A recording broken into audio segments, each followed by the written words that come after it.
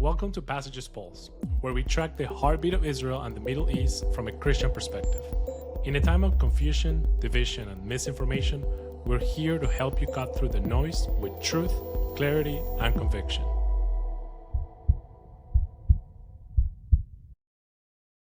Hi, everyone. Welcome to the Passages Pulse. At the time of this recording, it is 10 a.m. Eastern Time. It's Wednesday, September 17, 2025. I'm Sebastian Parra. I'm here with my co-host, Josiah McGee. Hi, Josiah. Hi, Sebastian. How are you? I'm doing well. I'm grateful for the opportunity to do this podcast with you, to process the current events with our alumni. After we recorded our episode last week, we always tell you the time that we record. After we finished recording, the news broke out that Charlie Kirk had been shot and later that he had died from that wound in a college campus event. His murder is a monumental event. Unfortunately, we have seen now, a week after the event, some really concerning reactions from both sides. We have seen people celebrating his death on the left side of the spectrum, and then people running to conspiracy theories on the extreme right-wing side of the spectrum. Today, we're going to spend a few minutes reflecting on Charlie's murder, the different reactions to it, and how we as Christians should process to all. I hope you guys are encouraged by this podcast because it's a blessing that we get to process all this news from a Christian point of view. And I'm grateful that Josiah is here to help us do that. Charlie's death has produced a lot of attention. It's basically the only thing that everybody's talking around in the podcast, in the news, social media. For those for those of you who are less familiar with Charlie, let us give some impressions of him. I personally met him. I was working for the part of the Israeli government that promotes travel to Israel, and I was at the National Religious Broadcasters Conference. It's a conference in Nashville where all these podcasters and writers and media people come, and he was there with Salem Radio at that time. I came up, I introduced myself. Hi, I'm Sebastian. I work with Israel. He said, "Oh, I love Israel. How can I help you?" It was the first thing he said, and I was so encouraged by that. So we started talking about how we can maybe host him in Israel or something like that, and it actually didn't play out at the end. But he was just somebody. That's how I met him. But then he really took off the last 3 years. We have seen his profile rising. I will say before I sing it to you, Josiah, for your impressions. To me, I watched a lot of his videos to learn. He had such detailed facts, data. Every answer that he provided, he gave people data. And that's why people sometimes found it frustrating to argue with him, because he would just give people data and tell them to look for themselves. I also appreciate his self-thought attitude. He just read a whole lot, learned a lot. I know we have a lot of alumni from Hillsdale College.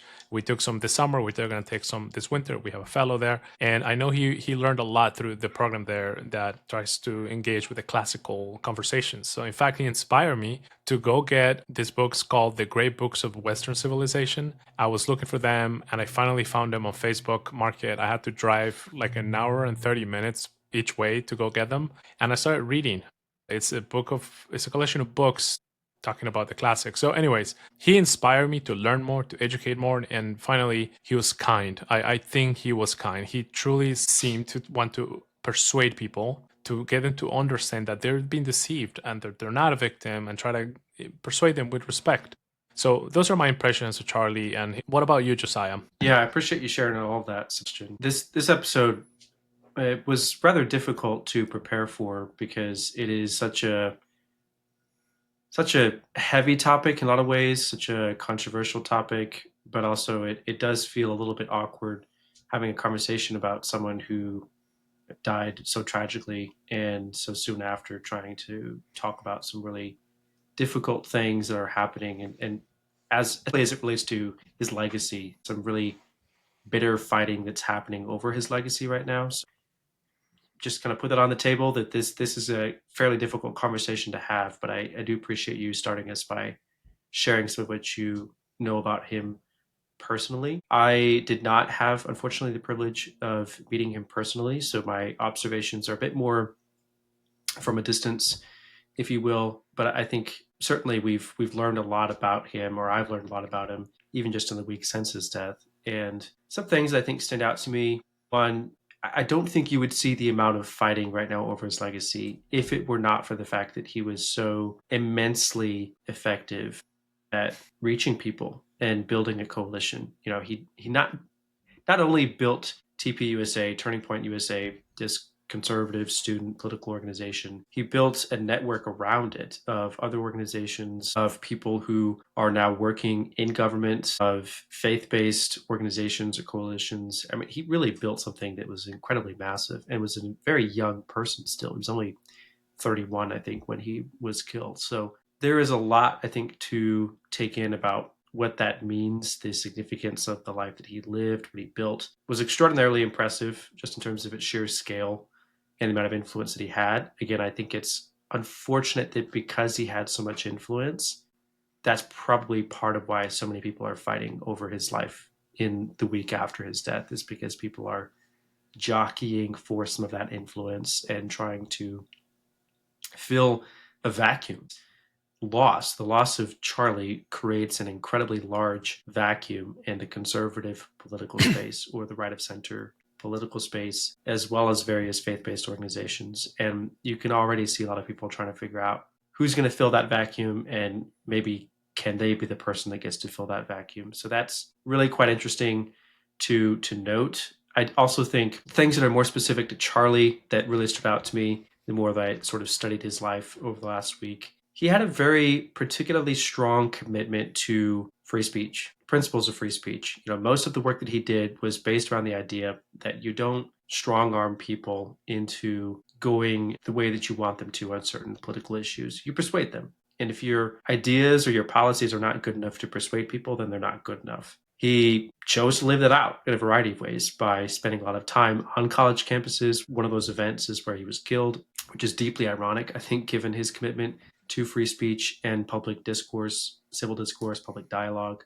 He also refused to deplatform certain people, even when he disagreed with them. He would intentionally give people that he disagreed with a platform so that he could debate them publicly, and people could hear how he responded to their ideas, but also could hear their ideas and make up their own mind. And that's really pretty unique, I think, in today's environment. Certainly there are people who I strongly disagree with and wish they had not given a platform at times. But to him, it didn't matter. He was going to give them a platform anyways, even if he strongly disagreed, because he felt like that was the right way to go about creating a public discourse and promoting values like free speech. So that's, I guess, something that really stood out to me. I'll share one photo, I think, that has been going around. I'm sure a lot of people have already seen this, but it also stood out to me quite a bit. We know a lot about his public persona.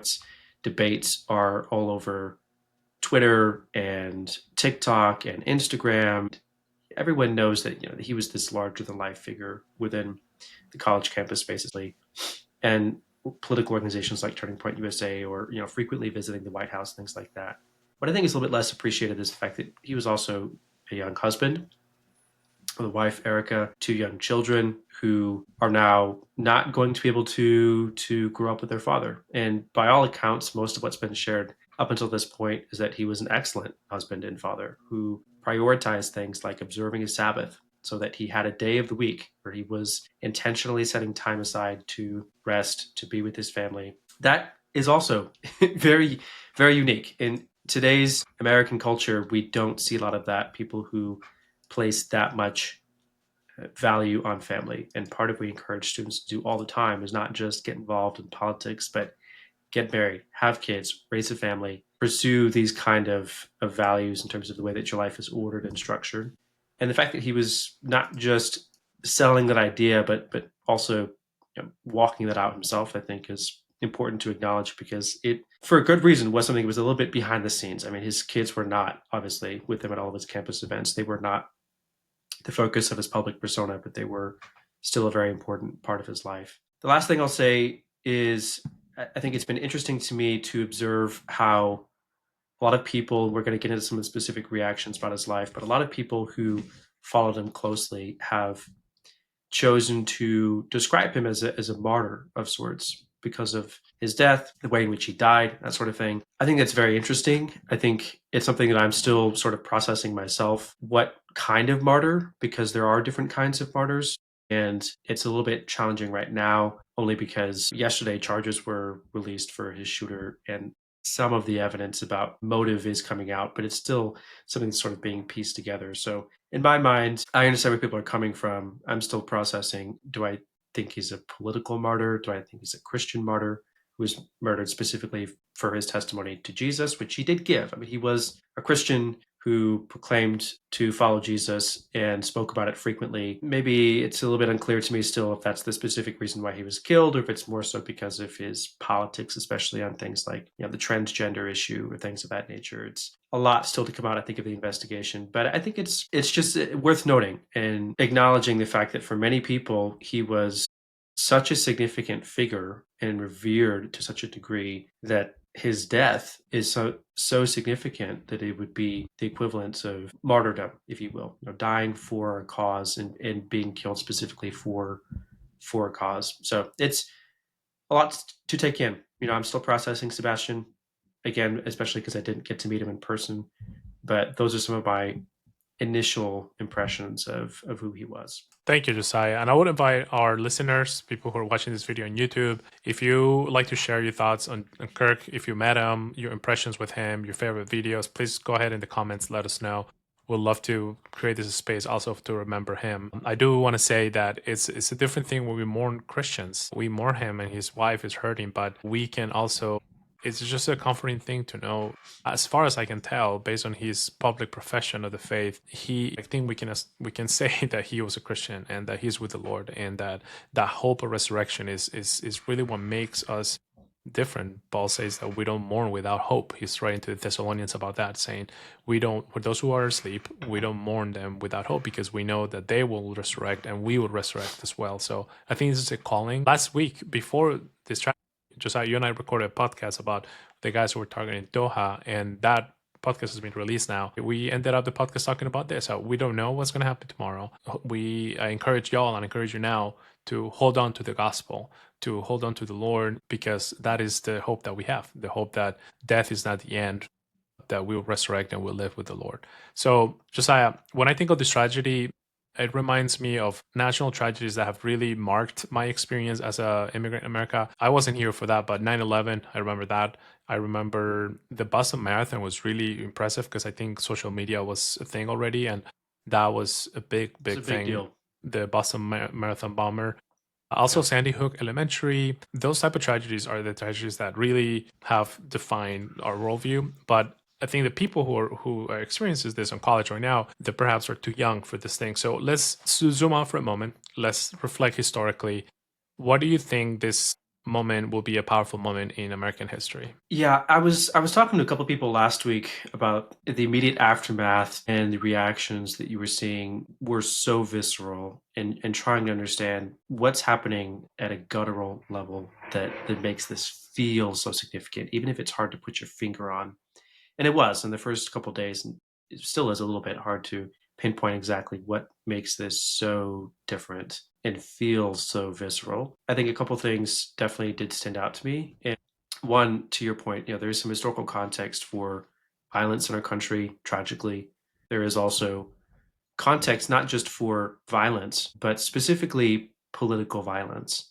And if you go back to earlier periods of American history, especially the 1960s, you had a period within about 4 to 5 years where there were 4 major political assassinations that were very similar in significance to what happened to Charlie Kirk. You had the killing of JFK, you had the killing of RFK, you had the killing of MLK, Martin Luther King, you had the killing of Malcolm X. These were all 4, larger than life figures, icons of American politics and culture and society at the time, who were politically assassinated. And it's what that communicates to me is that it's not as if we haven't experienced this before. However, what is different in this moment, I think, is that so many of Charlie's followers, the people who were closest to him, paid the most attention to what he had to say, and cared so much about him, weren't alive during the 60s. So while the country has experienced this kind of thing before, it's been a while, and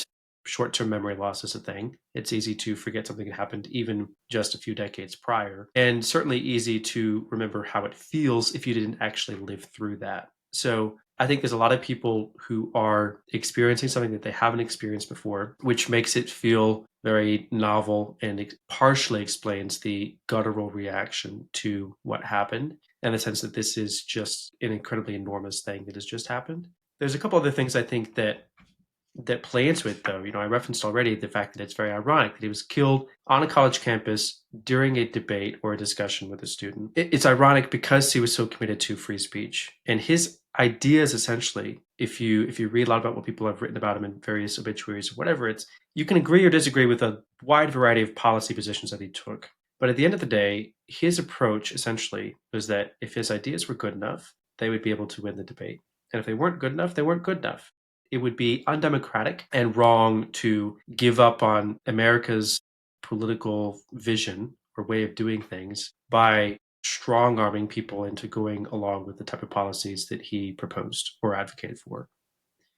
That you couldn't give up on that. To give up on free speech and the idea that we could have a civil discourse about policy issues was to give up on the very idea of America itself. And he refused to do that, but he was also killed for that. So it calls into question, I think, almost immediately, a lot of people that followed Charlie. Was he right to be so optimistic about America's future? Or was it a little bit naive to think that people are capable of engaging in civil discourse? Have we become so polarized as a society that we now default to violence as opposed to talking to each other? And Charlie called this out many times and basically said, we've got to fix this. We've got to fix this. If we lose the ability to talk to each other, then violence is the only answer, and we don't want violence. But at the end of the day, violence was the response that he was given to his approach to going about these things. And there's something deeply troubling about that. I think that does say something about the health of American society, something people are trying to process right now. You also have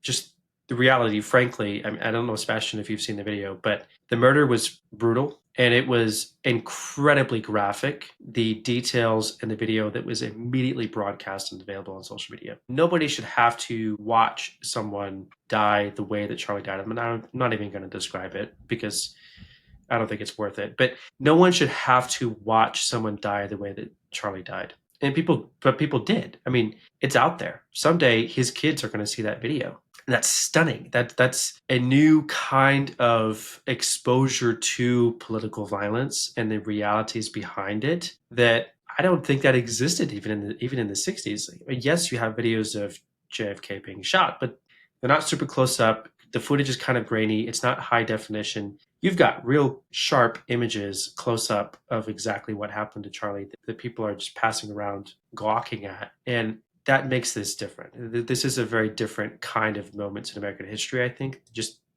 the type of information that is accessible and you have to process in order to process this event is just different. So I think all of that combined are some of the reasons why this does feel different. It feels very visceral and it's just hard to process. I think it's going to be a long time before people can fully wrap their minds around what happened and what they saw. Not just what happened, but what they saw in the immediate aftermath. Yeah, as an immigrant, what I'm seeing now, to me, it's really disappointing because it's kind of what, as an outsider, I thought that's not what America does. That's what third world countries do, like my country. In my country, we have seen a lot of presidential candidates be assassinated. I'll just say the names so you don't think I'm making it up. This guy Galan was assassinated in public light some time ago. There's a guy who was assassinated a few months ago, Uribe. He was the right-wing candidate running against the current left-wing candidate in Colombia, and he was assassinated.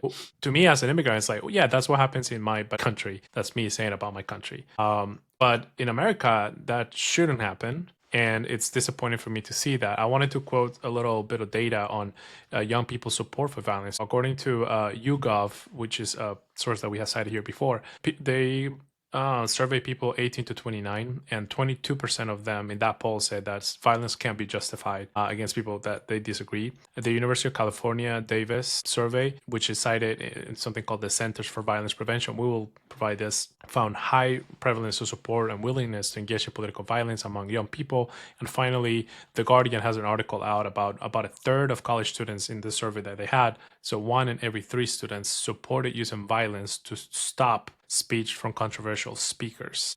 So they didn't want controversial speakers like Charlie Kirk. 1 in every 3 students supported using violence to stop them from speaking. And I've seen this on campus. When we do pro-Israel events, we have seen that anti-Israel people will come and they try to block the person from speaking. They don't want them to speak at all. So here's what I would say so we can move on. I think I want to encourage our audience to do what you can in the circles that you have influence with your family, with your church friends, how you behave on social media. Be kind to others, engage respectfully, don't add fuel to the fire, don't engage in unwise speech to be peacemakers. Be peacemakers, be the salt and the light of the world, what Jesus said in Matthew 5. If the salt loses its saltiness, then it's useless. So we are salt. Let your speech be seasoned with love as well. So I want to encourage us to be part of a movement that engages in thinking. And I think part of this violent trend is that in this world, people are choosing more and more exactly the kind of world that they live. For instance, they only watch the streaming service that they want. They only follow the social media accounts that they want. They only listen to the news that they want. Even if you follow a sports team, you only listen to the podcaster or the show that talks about your team, that is pro your team. So the more that we get used to having to hear only things that we like, we grow increasingly intolerant of the others, of the other people, and that plays out in violent ways, unfortunately. So, Josiah, as we alluded at the beginning, we are seeing poor reactions from the left and from the right. Can you give us some examples of what are some of these reactions that have happened immediately, right after the President Trump was the one who broke the news that Charlie had died?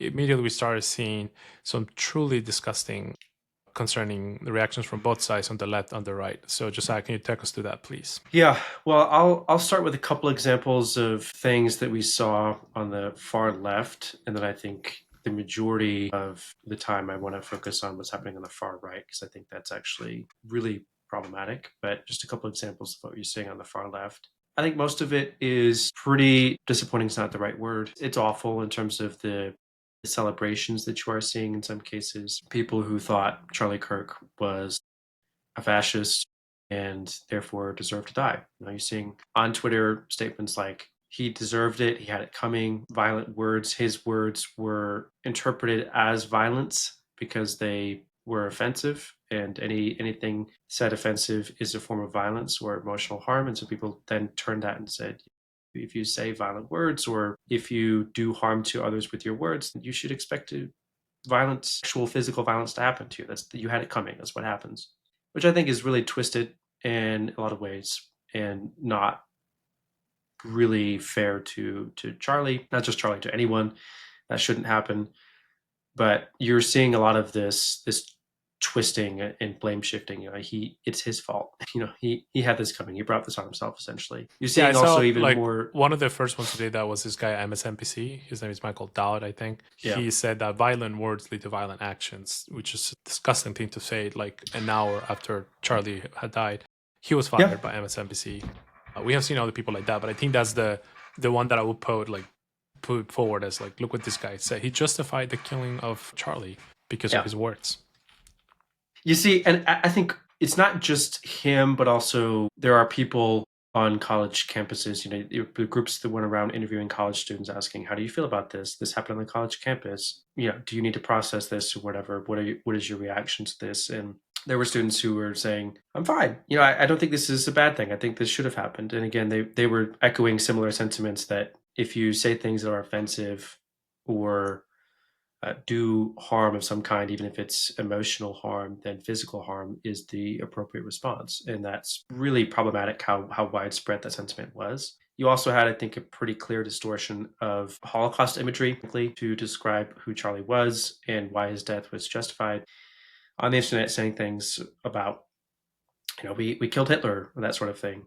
And then you had people who basically said things like, pushing back on that, saying, no, he wasn't Hitler. You had one person who pushed back even on that narrative again and really doubled down. I'll share a picture because I found this tweet to be just mind-boggling. This is just from a couple days ago. He said, it's not fair to compare Charlie Kirk to Hitler. His response to that narrative is, sure, he was more like Goebbels. Goebbels basically was one of Hitler's acolytes or deputies who was not Hitler. He was not the leader, but was still a very powerful leader within the Nazi movement. I haven't seen this one. This is terrifying. It was bad. And the implication here, just to make very explicit what's going on here, I think is, he's arguing, sure, he's not Hitler because he's not the leader, but which will he's make Goebbels. President Trump Hitler, I think.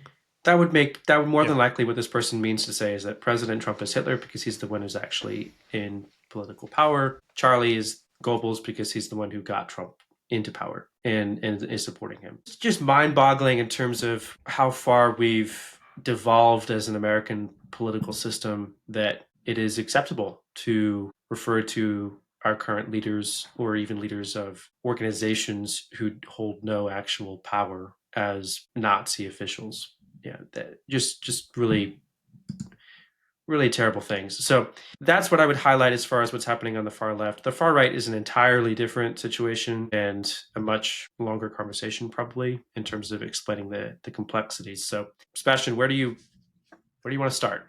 We've got a lot to unpack there, unfortunately. Yeah, before we move into the right, I just want to say something about this left wing rhetoric. I think either is dishonest, truly trying to be alarmist, to trying to say that he was a fascist, he was Hitler. Like, this is either dishonest from the media or truly ignorant, which I don't know which one is worse, because there are people who would call anything fascist. This could show that somebody doesn't really know what fascism is, like having studied like Mussolini, Hitler, like truly right-wing dictators, or they know there's a huge difference, but they are just trying to put a label on them. And I think it radicalizes young people. I think the shooter, based on his casing, that's something about fascists. Young people are really believing this. This guy is evil. This guy, like I remember the last election, people were saying this might be the last election that we get to vote. So make sure you vote because it might be the like this alarmist speech is really irresponsible, and it's a lot of it is coming from the mainstream media and is radicalizing young people to think this guy is like Mussolini, this guy is like Hitler, is the worst thing that could happen to our society, so we need to get rid of them. That is irresponsible and needs to stop. So on the right wing, well, Josiah, how long did it take for conspiracy theories to start coming around saying who did this? Why don't you start there? Not long at all. Very quickly. So maybe that's where we'll start. I think to try to start off on a gracious note, it was, I think, challenging for people to handle the suspense. It took a minute for the FBI to catch the guy. It's about 30 something hours, if I remember correctly. And that's a long time for people to wait after a traumatic event to have someone to blame and to assign responsibility to.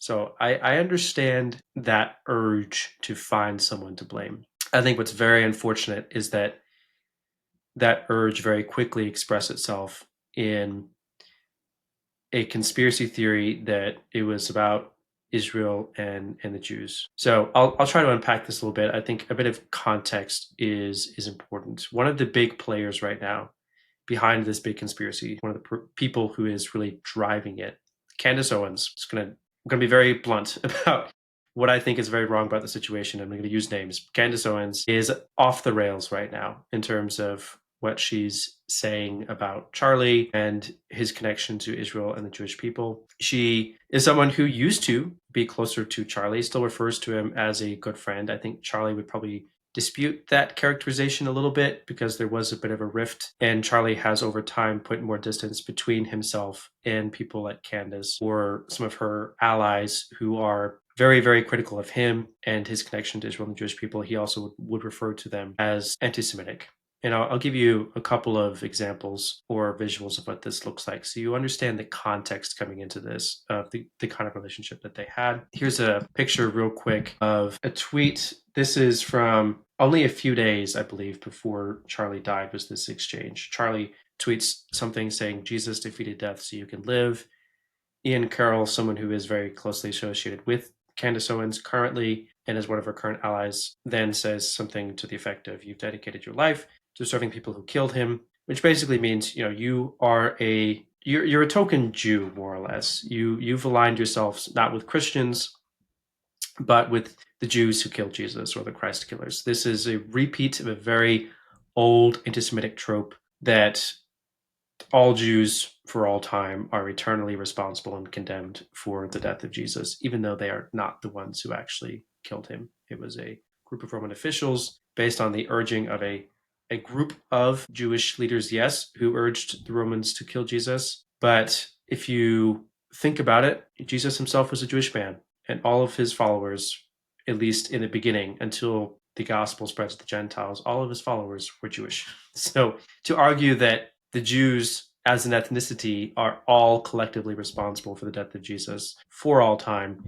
is deeply anti-Semitic. And this is the kind of rhetoric that Charlie was dealing with and pushing back against and trying to say, no, this isn't actually right, but was becoming more and more popular on the far right, the extremes, people like Candace saying things like this. And Charlie's reactions are pretty harsh to this, actually. And I don't mean harsh in the sense that he shouldn't have said things like that, but I mean harsh in the sense that he took a pretty strong stand against some of the things that people were saying about this sort of thing. So I'll play a clip. This is from earlier this year.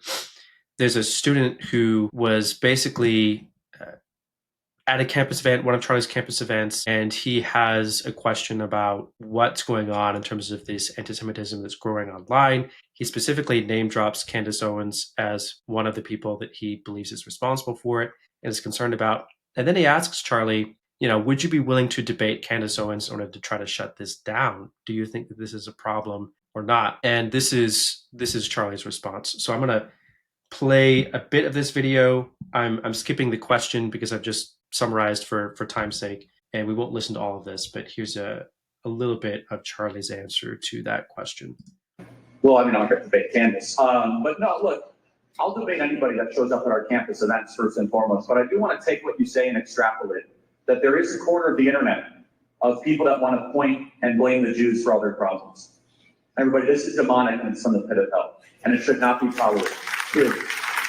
But it goes to the structural problem of an entire generation that has economic resentment. They don't own anything. They're not getting married. They're not having children. They're depressed. They're anxious. They're staring at their screens all day long. And all of a sudden, your extrapolation of all that is, well, it's the Jews' fault. That is sloppy and shallow thinking. And so you can already get a sense for the kind of relationship that Charlie and Candace had. He does agree to debate Candace on the issue if the opportunity should arise, but he also describes the corner of the internet that is wading into some of the waters that are deeply anti-Semitic as demonic, also lazy and shallow. So, all three of those adjectives are very poor. There's obviously some conflict there, but that's important context in terms of setting up where the relationship was prior to his death. What I find very problematic is that Candace, I'm sure, had to be aware of this rift, of this serious difference of opinion with Charlie. And she was trying to basically, in the immediate aftermath of Charlie dying, spin things in a way they would fit her narrative by saying a couple of things. One, arguing that Charlie actually was not as critical of her as people may have thought, that actually he agreed with her and was becoming gradually more and more, that the new term is woke right, or the idea being that he was waking up. He was asking questions people didn't want him asking. He was changing his mind about Israel. He was actually becoming more an ally of hers rather than being a critic of hers. Now, this campus event was only a few weeks before Charlie was killed, so I think that is probably not true, but that was her argument essentially, was that really Charlie's one of us, not one of the people who are criticizing us for being anti-Semitic. Also pushed things further to suggest, and really the big controversy or conspiracy theory came out of her characterization of a meeting that took place at the Hamptons some time back, where Charlie had a bunch of conservative influencers gathered them together to talk about a variety of policy issues. Israel was one of them, but not the only one, and basically was trying to, based on the characterization of the event from people who attended, was basically trying to do a couple of things. One, encourage some debate and learn more about what different conservative circles think about different policy issues. And two, talent spot and figure out who to invest in as some up-and-coming conservative influencers who should be given bigger platforms. Now, Candace's characterization of that event, and I'm going to ask you to just stick with me because this gets really complicated and I think takes a very dark turn very quickly. Candace's characterization of that event is that Charlie was threatened and or blackmailed at that event by a group of Jewish donors who basically told him, either we will give you a lot of money to be more supportive of Israel, or we will take away money if you are not more supportive of Israel. One of the key sticking points seems to be the fact that he had Tucker Carlson at some of his events. And the argument basically being Tucker Carlson is an anti-Semite, which incidentally, I would mostly agree with at this point. A lot of the things he says is pretty anti-Semitic. And the donors supposedly told him that you have to take them out of your events or you're going to start losing money or bad things are going to happen to our relationship with you. That is not totally outside the realm of possibility in terms of the idea that there might have been some difficult conversations with donors. I could see a world in which that does happen because Tucker Carlson is such a lightning rod of a figure at this point, and again is saying some pretty anti-Semitic things. What's interesting about that event, though, a couple of things that people need to know. One, TPUSA staff, not just the attendees or the donors that attended, but TPUSA staff, the people that worked for Charlie, have strongly disputed almost everything about Candace's characterization of that event, saying there were no threats, there were no hostile conversation, there were no blackmail incidents. None of this is true. And what is true, if you look at what happened following that event, is Charlie doubled down and basically said, I will continue to have Tucker Carlson at my events. So clearly he wasn't giving in to any of this pressure, if there was any pressure. And if you think about why he would do that, I think this is something that I'm going to be honest, like I've wrestled with. Is having Tucker Carlson at TPUSA events a good idea if he's saying things that are conspiratorial and anti-Semitic? And Charlie's rationale was, one, free speech is always important. If your ideas are not good enough to win, they're not good enough. Two, he also made the argument that Israel supporters need to be able to learn how to think more logically, less emotionally. So he was a strong supporter of Israel. He did at times disagree on specific policy issues related to Israel. But the big thing that he tried to emphasize, it seems, in the last few months of his life especially, was that he thought Israel supporters needed to be more logical, less emotional. And one of the best ways to push Israel supporters to grow in that way was to have people like Tucker at his events, so that they had to learn how to think more critically and not just believe everything that you hear and think with your emotions first. So I can respect that. I think that, yeah, I may or may not totally agree with the strategy, but I can respect that. And that seems to be where Charlie was, at least his headspace after this event. Now, the problem is that Candace is going to read this event and her version of the story. The version of the story that she's going to tell is that it doesn't end there, but rather someone continues to put immense pressure on Charlie to change his mind, to do things differently, to compromise on his principles, and that eventually he was killed for it. And she argued essentially that we need to keep asking questions because we're not hearing the whole story. This was just in the first immediate aftermath. Don't believe what the government tells you about the suspect or the culprit, whoever's responsible. Keep asking questions. They're not going to tell you the truth. Question everything.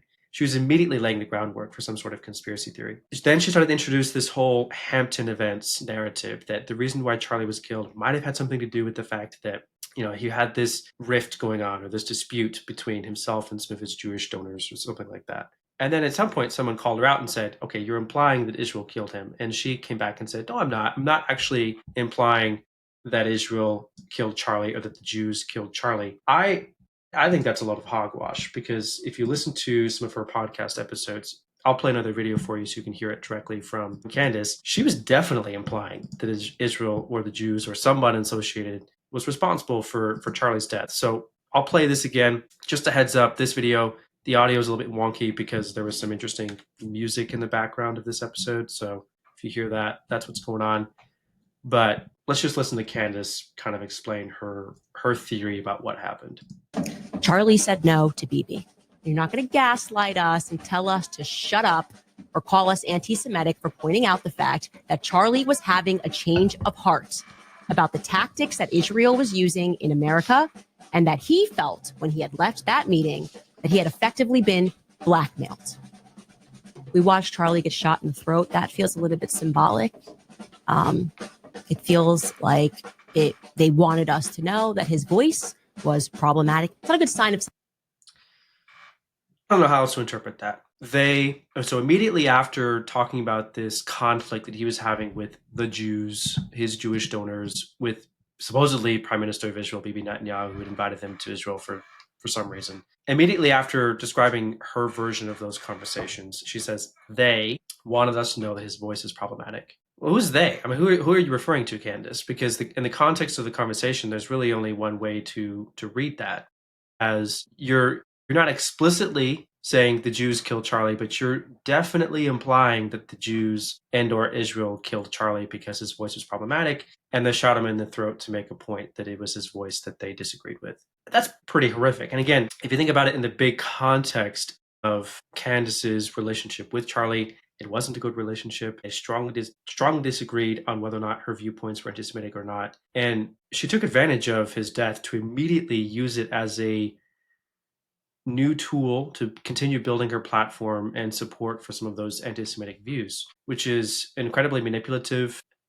I just don't have words to describe, I think, how poor that is. I think part of what made me particularly frustrated, when I choose my words carefully, part of what made me particularly frustrated in the last 24 hours is Candace is coming out and responding to some of the criticism, saying things. One of the latest things she said was, one of the only people, of the two people that can make her be quiet, one of them is Erica Kirk, Charlie's widow. So basically, she's saying, if you want me to stop spouting a bunch of crazy things about Charlie or using Charlie's memory and last few weeks, months of his life for my own advantage, his widow has to be the one to make me stop, which is an incredibly insensitive thing, inappropriate thing to say. I mean, I just don't even have words to describe how inappropriate that is. But that's where she's at this point. And I think if you're looking at most of what Candace is posting right now, you can interpret it through one of two lenses. One of them gracious, one of them not so much. The very gracious lens for interpreting what Candace is doing right now, at best, she's taking advantage of a horrible situation and distorting her relationship with Charlie prior to his death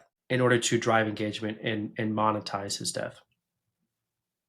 Incredibly callous, incredibly selfish, very inappropriate. And that's the gracious way of putting it. At worst, she is implicitly accusing powerful Jews of killing Charlie and or hiding the truth and engaging in some sort of cover-up. And that's not just manipulative or, selfish, pursuing monetization of Charlie's death. That's also anti-Semitic. That's also another layer of, I think, evil. And again, it's really interesting that even Charlie himself, in response to a question about what do you have to say to all these people on the online right who are becoming more and more anti-Semitic, Charlie used the word demonic. I don't know if it is or not, but it strikes me as something that it's hard to explain how you could rationalize such a distorted view of the truth and how you could be so incredibly selfish in a moment like this. It's hard to comprehend what drives a person to that point. But that's what's going on the right now. So we'll end there. My rant is over because I think I've said enough. Just thank you for bringing those videos. Thank you for giving everybody a chance to see that. I know a lot of us, I'm not on social media, so I'm not watching these things. And I appreciate you searching them and bringing them so that everybody can see just straight from the source what she's saying. I think we're going to start wrapping up this podcast thinking about how we should respond and how we should pray. And I just want to say straight up, I think my first reaction to this, honestly, is anger. I am angry at this woman for being so hateful, so ignorant, so callous, as you said, for monetizing this tragedy. And as soon as she posted that tweet where she said, screenshots will come up, the message will be leaked, she's just letting that's clickbait. It's letting all her followers know, I got the truth, I know what happened, and I'm gonna let you know in my show, so come watch my show. And that's disgusting. So after that anger, what I think is I feel pity for this woman's soul. I think she's just going down and down this rabbit hole of anti-Semitism, of hatred, of lying, of posturing, and I'm really concerned for her. In her video, you saw she had a cross behind her. I think she claims to be Catholic. I'm concerned about people around her. I wish fellow Catholic friends around her would confront her. Jesus says in Matthew 18, if your friend sins against you, talk to them. If he doesn't listen, bring a witness. And if they don't listen, tell it to the church. This is how Jesus wanted us to deal with Christians when they're sinning. And I think she is sinning by spreading lies, hatred, promoting violence, and anti-Semitic conspiracies. And I will be interested in her local archdiocese. Can somebody please confront this woman? If somebody like that did that in my local church, we will have to talk to them. Listen, you're being very public and you're bringing disrepute to the name of Christ. And if they don't listen, eventually will lead to us refusing from keeping them from the table. We will not share the Lord's Supper with them because they're in unrepentant sin. And this woman claims to be a Christian. I think somebody needs to confront her as a Christian. And I would love somebody in the comments, maybe let me know that has happened. I don't know. But we need to pray for her. I think we need to pray that the Lord will cause her to repent. She's being hateful. The other day, she tweeted about Netanyahu's father is one of the world scholars in the Inquisition. He looked at the Inquisition papers from Spain, and he translated them for us so we can study and learn about it. And she tweeted about it like, "Oh, I guess lying goes in the family," or like blaming Christians for this type of things. The Inquisition is irrefutable fact. It happened. The Catholic Church Inquisition in Spain and in Latin America, killing thousands of Jews, and she refuses to believe. So I'm just pointing this as an example of how just her worldview is completely crooked, and I feel sorry for her. I hope that she will repent, that she will have a change of heart. As somebody who used to hate Israel myself, somebody who used to be anti-Semitic myself,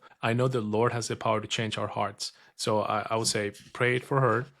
So I'll leave it there as far as my reaction. I have a few more thoughts on how we respond, but let me just bring it back to you, Josiah, so you can also reflect on what are some first thoughts that you have about how we should respond to Charlie's death and the reactions that we have seen. Yeah, there's a few things I think. I mean, I'm still processing, and I think a lot of people are. So my reactions are preliminary, and just give that caveat first. A couple things that definitely stood out to me, especially the more we learn about the shooter and what is available to the public about his background, his possible motives, things like that.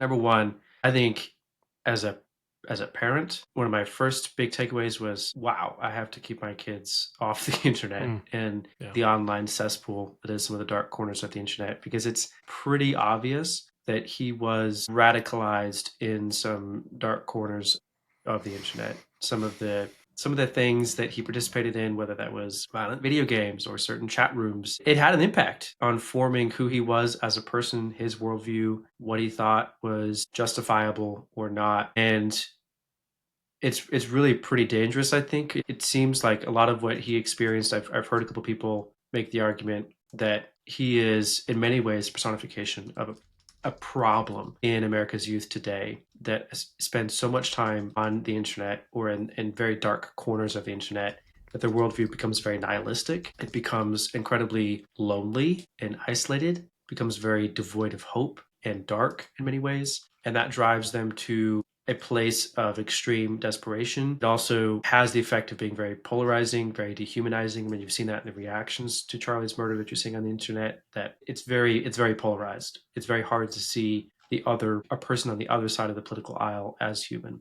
And you can justify a lot of terrible things the more you are conditioned to think in that way. And frankly, it glorifies violence in some pretty stunning ways. And I think there's enough data now out there about the effect of what happens when you spend too much time on first person shooter video games or things of this nature. It desensitizes you in some pretty significant ways.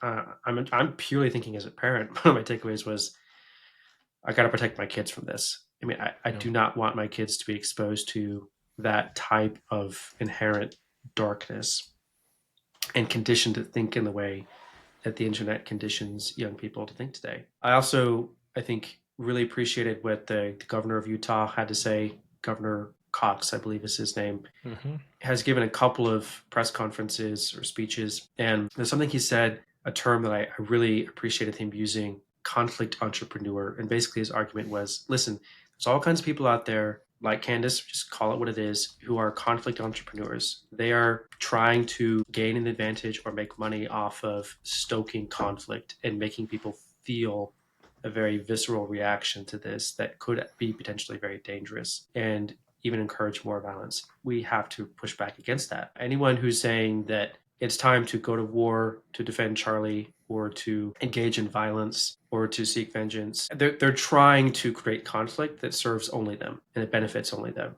And it's important to push back against that. So I think that is really a very powerful statement. I think on the flip side of that, if you want to honor Charlie's legacy, finding a way to lean back into free speech. And the hard truth and reality is that after he was killed for speaking in a public space, it's going to take a lot of courage for people to continue to stand behind the ideals of free speech, let alone contributing their voice to the public square. But I think we have to. And it's going to take some time to discern what that means, but I think that's going to be very important. The last thing I'll say is, if you want to know what I've been reading recently in terms of just trying to clear my mind of some of the mud and the darkness and the slime that has been the online reaction to Charlie's murder. Colossians 3 has been really powerful for me in the last week. Just a reminder to set your mind on things above, to flee from things. And there's a long list of things to flee from, but among them are things like lying, slander, and to think on things that are pure and are from above. But I think that's just been a good reminder for me of at some point I can try to understand it as much as I want to, but I've also got to just put it down at some point and recenter myself on the truth of God's word and a reminder of the gospel, because otherwise it's way too easy to just get super bogged down right now. You just mentioned the gospel. I think that's where I want to start. I think this is what I appreciate the most about Charlie is that a lot of us in public sphere, in public commentary, there seems to be a kind of people that want to see change in the world and they will focus on political change. So political change is the way that we're going to save this world. Some of us, which is the best, which is a good thing to do, we want to share the gospel, we want to focus on the church, but we sometimes forget our duty in civil engagement, which Christians of past always did, like to defeat slavery. Christians were pro-gospel and pro-civic engagement. I think Charlie embodied this tension well. He engaged in public discourse. He was building a political change, but also in his speech, in his debate, in his stances, he always invited people to the gospel, to repent, to believe. He would plant seeds, he would challenge them, and he was pro-family. I think that's a huge deal. He was a big person, an influential voice telling young women it's okay to want to be a mom. Like being a mom, having children will make you happy. It's rewarding. It's a good thing to do. And so I appreciate that tension of being involved in civic discourse and being very much vocal about the gospel. So I would encourage people listening to this to do that. What's going to happen out there. We already seen, according to Erica Kirk, that thousands of students want to start chapters. They want to do this. It's a great thing to do. People are now ignited to continue the movement that Charlie had built. What I would invite our alumni, people listening to this, is make sure the gospel is part of that. Political revolution is not the solution to the world. Our political problems are not our biggest problems. Hell is our biggest problem. And I would encourage us, you students, alumni watching this, share the gospel with your friends. Make sure that, like Jesus did in Acts 1, when the disciples came, like, Lord, will you now establish the kingdom? He said, it's not for you to know the day or the hour. They were focused on like the physical kingdom of Israel. They wanted political change, understandably. They were living under Roman oppression. But Jesus pointed to higher things. The Holy Spirit came, the church was born, the gospel went out. So I think we need to make sure we need to pray for revival, that there will not only be a political revival, but a spiritual revival, because the gospel is the solution to anti-Semitism. Being submitted to the apostolic commandment to not be proud towards the roots of our faith, because they support us. We are the branches, they are the roots. So I think we need to share the gospel. We need to pray for the safety of our students. I would invite you all, please pray for students. We have campus fellows working on their campuses. Pray for their safety, pray for boldness, that they will continue to engage in a smart way, wise way. We'll be wise, we'll be smart about security, but that we will not cower back into fear. We will not be silenced by people who want to silence us. So that's what I'm thinking about. I appreciate, Josiah, this opportunity to break it down, show people some facts, sources on what's going on, what people are saying. I would just ask us to pray, because there is a truly rising tide of anti-Semitism, and we as the church need to stand up to that. We need to be louder. The only way you defeat hate speech is by being louder with our freedom of speech as well, so we can speak truth, love, and the gospel is the solution to this world. So that's what I'm thinking about, Josiah. Any last words? Yeah, I would say we typically offer some thoughts on how to pray. I think, Sebastian, you've just given a couple good ideas. And the only thing I would add is just don't forget about the family. I think that's part of what is so discouraging about the online rhetoric right now, is that it doesn't take into account the fact that he still has a wife and two young children who also need to process this in a very different way because of who he was to them. Just don't forget about them as you're reacting to, having conversations about his life, what you thought about him and his work. Don't forget about them. Keep that in mind. I would encourage you to be praying for them and just grieve with and for them as you pray, and just pray for the Lord's work in their life, comforting them and providing ways of care for them and the support for them that they're going to need even more from their Heavenly Father, given that they're their earthly father has just been taken away. Those are my parting thoughts. Yeah, I was very inspired to see her speech on Saturday. Just the defiance, the resilience, the pain. You can see her pain still, but just her hope, her trust in the gospel, trusting that her husband is with the Lord and that they'll see them again. And just really inspired by her speech. I think we need to pray that the Lord will be with her, that she'll feel the Lord's comfort. Right now, she's going to have a lot of people surrounding her. But as the weeks and days come, it's possible that she'll be with less people around and she'll feel more lonely, and she'll come to the reality that her husband is not with her, that she has to raise these kids by herself. And that's really sad. So pray for Erica Kirk and her kids. Josiah, thank you so much for today's podcast. We'll see you guys next week again. And thank you for Avery and Lindsay, our producers, for making this podcast happen. Let us know your thoughts in the comments. We'd love to address them in the next episode. Thank you so much. We'll see you next time. Thank you for listening to this week's episode of Passages Pulse. Help us grow this community by liking, sharing, and subscribing. If you like this week's episode, let us know by leaving a comment below. This podcast is a project of Passages Israel. We exist to educate the next generation of Christians on modern Israel, deepen the roots of their faith, and equip leaders to foster positive Christian engagement with Israel and the Jewish people. To learn more about Passages, follow us on social media or visit us at passagesisrael.org. Until next time, we'll keep our finger on the pulse.